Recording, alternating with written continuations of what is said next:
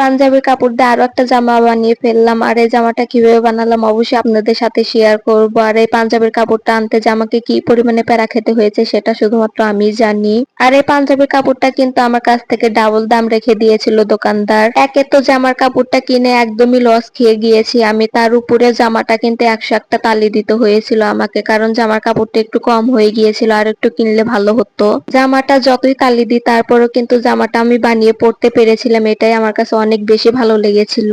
পাঞ্জাবের কাপড় দিয়ে কেউ কখনো কি জামা বানিয়েছে জানা থাকলে অবশ্যই কমেন্ট করে দেবেন। আমি কিন্তু জানি না যে কেউ পাঞ্জাবের কাপড় দিয়ে জামা বানিয়েছে নাকি, আমার মনে হয় আমি প্রথম জামা বানাচ্ছিলাম পাঞ্জাবের কাপড় দিয়ে। আমি কিন্তু বাজার থেকে কাপড়টা কিনে আনার পরে কিন্তু পানি দিয়ে ধুয়ে দিয়েছিলাম, কারণ ধুয়ে দেওয়ার পরে আয়রন করে সেই জামা বানালে কিন্তু অনেক সুন্দর হয়। জানি না এই ক্ষেত্রেও আমার কাছে উল্টা হয়ে গিয়েছিল, আমি জামাটা ধুয়ে কিন্তু আয়রন করে তারপরে বানিয়েছিলাম, তারপরেও কিন্তু আমার জামাটা একটু লম্বা হয়ে গিয়েছিল ধুয়ে দেওয়ার পর, আবারও সেটাকে কেটে কিন্তু ছোট করতে হয়েছিল আমাকে। জামাটা 101টা তালি না দিলেও কিন্তু আমাকে 4-5টা তালি দিতে হয়েছিল। আর এটা যে কি পরিমাণে প্যারা ছিল আমার জন্য সেটা শুধুমাত্র আমিই জানি। এই খাটনিটা আমাকে করতে হতো না, যদি আমি আর 1 গজ পরিমাণে কাপড় বেশি কিনে আনতাম তাহলে আমার এই জামাটা কিন্তু আর জোড়া দিতে হতো না। জামাটা কিন্তু আমি একদম সিম্পল ভাবে বানিয়েছিলাম, কোনো ডিজাইনই করিনি, কারণ যেহেতু হিজাব পরতে হয় আর গলার ডিজাইন করলে যেহেতু দেখা যাবে না সেজন্য আর খাটনি করে গলার ডিজাইনও করিনি। আমি জামাটা বানানো শেষ করে যখন একটু পরেছিলাম তখন দেখি যে জামাটা আর একটু লম্বা হয়ে গিয়েছিল, সেজন্য আবারও কেটে সেটা আবারও ছোট করতে হয়েছিল।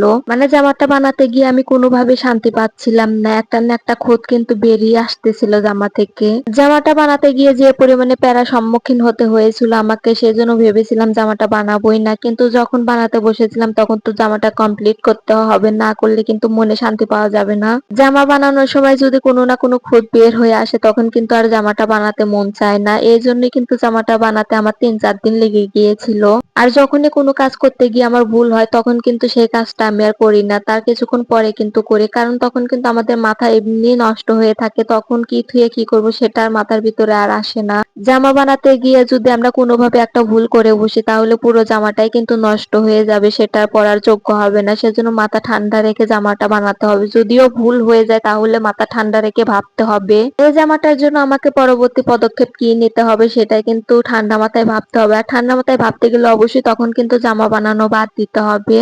যে কাজটা আমি করে থাকি, যে জামা বানানোর ক্ষেত্রে কোনো কিছু আমার যদি ভুল হয়ে থাকে তাহলে তখন কিন্তু আমি জামা বানাই না, তখন কিন্তু রেখে দিই, 3-4 দিন পরে কিন্তু আবারও জামা বানাতে বসে পড়ি। আর এই জামাতে আমি একটু ডিজাইন করেছিলাম, ওন্না টাইপের কিছু একটা করেছিলাম, সেখানে সুতার ওটাকে কি বলে এখন আমার যাই হোক খেয়াল আসতেছে না। ওন্না টাইপের যা করেছিলাম সেটা যদি আর একটু বড় হতো তাহলে ভালো হতো, কারণ হিজাব পরার পরে কিন্তু সেটা একদমই দেখা যাচ্ছিল না। জামাটা এখন আমি পরে দেখাতে পারতেছি না, কিন্তু অন্য কোনো এক টাইমে কিন্তু আমি ভিডিও করে দেখিয়ে দেব যে জামাটা কেমন হয়েছে। এখন আমি কিন্তু ছাদে ভিডিও করার আগে কিন্তু ছাদটাকে আগে পরিষ্কার করতে হয়েছিল আমাকে, মানে একটা জিনিস করার জন্য যে কত কিছু করতে হয় আমাদেরকে সেটা শুধুমাত্র আমি জানি যে ছাদটার অবস্থা কিন্তু একদম বেহাল অবস্থা, এজন্য ভেবেছিলাম অন্য একদিন পরিষ্কার করবো, আজকে শুধু উঠে জামাটা ভিডিও করি। যখন ছাদে উঠলাম আমি তখন কিন্তু আমার মনটাই ভেঙে গেল, কারণ এই অবস্থায় কিন্তু জামাটা ভিডিও করা যাবে না, যার জন্য আমাকে ছাদটা আবারও পরিষ্কার করতে হলো। মানে একটা কাজের জন্য আর একটা কাজ কিন্তু আমার আজকে বেড়ে গেল। ভিডিও করার জন্য হয়তো আমার 10-15 মিনিট লাগতো, কিন্তু সেখানে আমার 1 ঘন্টা খাটতে হয়েছিল।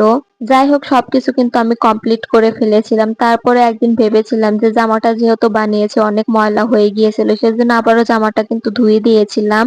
আর এই ধুয়ে দেওয়ার কারণে কিন্তু জামাটা আবারও লম্বা হয়ে গিয়েছিল, তখন কিন্তু আবারও আমার মনটা ভেঙে গিয়েছিল যে এখন আবার কি করব, তখন আর কি করব, আবারও জামার সেলাইগুলোকে খুলে সেটাকে কেটে ছোট করে আবারও কিন্তু সেলাই দিতে হয়েছিল। এই তো ছিল আমার জামার কাহিনী। এত কষ্ট করে জামা বানায় তারপরে সেটাকে যখন পরি তখন কিন্তু অন্যরকম একটা শান্তি লাগে মনে। জামা তো অনেক বানানো হলো, ভিডিও করা হলো, আপনাদেরকে দেখিয়ে দেওয়া হলো, কিন্তু সংসারের কাজগুলো কিন্তু আমার পিছিয়ে গিয়েছিল, যার কারণে জামা বানানোর পরে আবারও সংসারের কাজে লেগে পড়েছিলাম। জামা বানানোর চক্করে কিন্তু আমার এই শখের মুরগিগুলোকে খাওয়া দাওয়া ঠিক মতো দিতে পারিনি, এজন্য ফিড কিনে আনলাম, তারপর ওদেরকে খেতে দিলাম। বিকেলে রান্না করার জন্য কি কি লাগবে সেগুলোকে একটু গুছিয়ে নিচ্ছিলাম, তারপরে সংসারে অন্যান্য কাজগুলোও করেছিলাম। তো জামাটা বানানো আপনাদের কাছে কেমন লেগেছে অবশ্যই কমেন্টে জানিয়ে যাবেন, আর ভিডিওটা ভালো লাগলে অবশ্যই আমার চ্যানেলটাকে সাবস্ক্রাইব করে দিবেন। তো আজকের ভিডিওটা আমি এখানেই শেষ করব, সবাই ভালো থাকবেন, সুস্থ থাকবেন, দেখা হবে পরবর্তী কোনো ভিডিওতে। আসসালামু আলাইকুম, খোদা হাফেজ।